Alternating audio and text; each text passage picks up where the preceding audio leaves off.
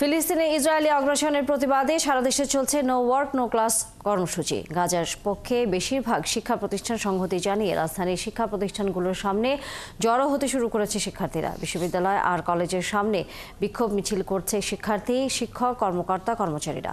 এছাড়াও গাজায় হামলা বন্ধের দাবিতে একই কর্মসূচিতে সংহতি জানিয়ে বিক্ষোভের ডাক দিয়েছে ছাত্রদল, গণতান্ত্রিক ছাত্র সংসদ, ছাত্র শিবির সহ বিভিন্ন ছাত্র সংগঠন। সারা বিশ্বে ঘোষিত the world stops for Gaza কর্মসূচির সাথে সংহতি প্রকাশ করে এবং গাজা চলমান গণহত্যার প্রতিবাদে কর্মসূচি পালন করা হচ্ছে। দেশের পাবলিক ও বেসরকারি বিশ্ববিদ্যালয়ের শিক্ষার্থীরা ক্লাস ও পরীক্ষা বর্জন করেছেন। এই কর্মসূচির পাশাপাশি বিক্ষোভ সমাবেশও করেছেন তারা। সকাল থেকেই ঢাকা বিশ্ববিদ্যালয়ের সব ধরনের ক্লাস বন্ধ রয়েছে। এছাড়া ব্র্যাক বিশ্ববিদ্যালয়ের শিক্ষার্থীরা প্রতিষ্ঠানের সামনে বিক্ষোভ সমাবেশ করেন। এ সময় তারা গাজার ঘটনায় বিশ্ব পরাশক্তি ও আন্তর্জাতিক সংগঠনগুলোর নিষ্ক্রিয় ভূমিকার নিন্দা জানান। দর্শক, আমাদের সহকর্মী ব্র্যাক ইউনিভার্সিটিতে আছেন, আমরা যুক্ত হচ্ছি তার সাথে। মোহন, এর আগে আপনি যখন যুক্ত ছিলেন বলছিলেন যে ব্র্যাক বিশ্ববিদ্যালয়ের আমরা শিক্ষার্থীদেরও কথা শুনছিলাম যে তারা এই গণহত্যার বিরুদ্ধে সোচ্চার এবং তারা নো ক্লাস নো ওয়ার্ক এই কর্মসূচি একাত্মতা ঘোষণা করেছেন সারা বিশ্বের অন্যান্য মানুষের সাথেও। এখন সেখানকার কি খবর রয়েছে আপনার কাছে?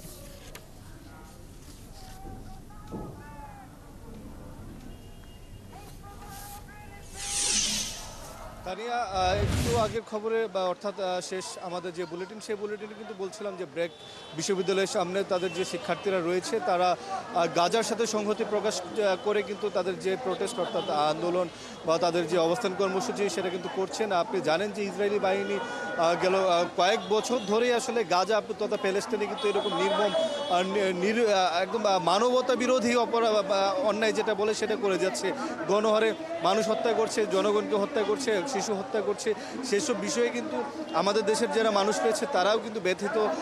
আপনার রিলিজিয়ান প্রক্সিমিটি বলেন বা হিউম্যানিটেরিয়ান প্রক্সিমিটি বলেন, সেই জায়গা থেকে কিন্তু তারা বলছেন যে তারা এই গণহত্যার বিরুদ্ধে। এখানে শিক্ষার্থীরা রয়েছেন, আমরা তাদের সাথে একটু কথা বলি, আমরা তাদের থেকে একটু জানবো যে তাদের এই যে আজকের কর্মসূচি সেটা নিয়ে তাদের প্রোটেস্টের ভাষা, অর্থাৎ তারা কি বলতে চান, তারা কি বার্তা দিতে চান। আপনার থেকে একটু জানি যে আপনারা আজকে এখানে সবাই এসেছেন, একটা প্রোটেস্ট করছেন, আপনারা কি বার্তা দিতে চান?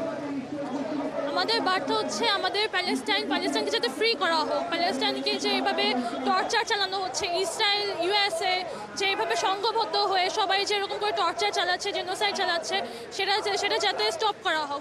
সবাই যাতে প্যালেস্টাইনের বিরুদ্ধে না গিয়ে প্যালেস্টাইনকে যাতে ফ্রি করেন, প্যালেস্টাইনকে একটা ফ্রি রাষ্ট্র হিসেবে স্বীকৃতি দেয়।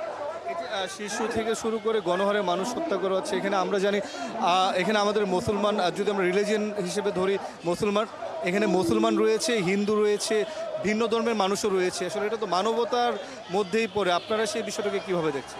যে এটা অ্যাকচুয়ালি মনুষ্যত্বের মধ্যে পড়ে। যদি কারোর মধ্যে মনুষ্যত্ব থাকে তাহলে অবশ্যই সে যে ধর্মেরই হোক না কেন। প্যালেস্টাইন যদিও একটা ইসলামিক কান্ট্রি, বাট একটা বাচ্চাকে মেরে ফেলা, একটা মহিলাকে মেরে ফেলা, এটা মনুষ্যত্বের বিরুদ্ধে যাচ্ছে। এটা হিউম্যানিটির একদম বিরুদ্ধে যাচ্ছে। সো যদি একজন মানুষের মধ্যে কিছুটা ন্যূনতম পরিমাণে হিউম্যানিটি থাকে তাহলে তার এতটুকু বিবেকবোধ কাজ করবে যে হচ্ছে একটা রাষ্ট্রকে এরকম করে নিশ্চিহ্ন করে না দেওয়া, এরকম করে কি বলে। থ্যাংক ইউ আপনাকে।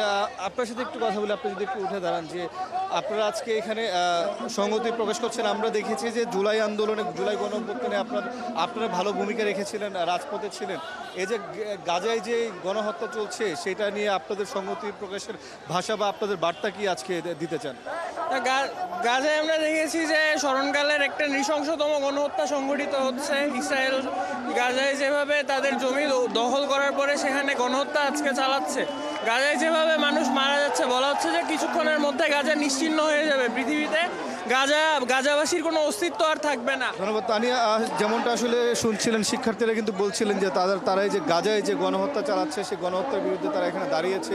ইসরায়েল কর্তৃক যে মানবতার ও বিরুদ্ধে গিয়ে যেসব কাজ করছে সেগুলোর তারা কিন্তু প্রতিবাদ জানাচ্ছে, সংহতি জানাচ্ছেন। মোটা থেকে বলতে গেলে তারা কিন্তু বলছেন যে গাজা, রাফা, প্যালেস্টাইন কিন্তু এক না। তাদের সাথে এই শিক্ষার্থীরা আছে, তাদের সাথে বাংলাদেশ আছে, তাদের সাথে সমগ্র বিশ্ব তাদের পাশে আজকে দাঁড়িয়েছে। তানিয়া, ধন্যবাদ মোহন ইসলাম। নিশ্চয়ই আমরা ফিরবো আবারও ব্র্যাক বিশ্ববিদ্যালয়ের শিক্ষার্থীদের খবর জানবার জন্য।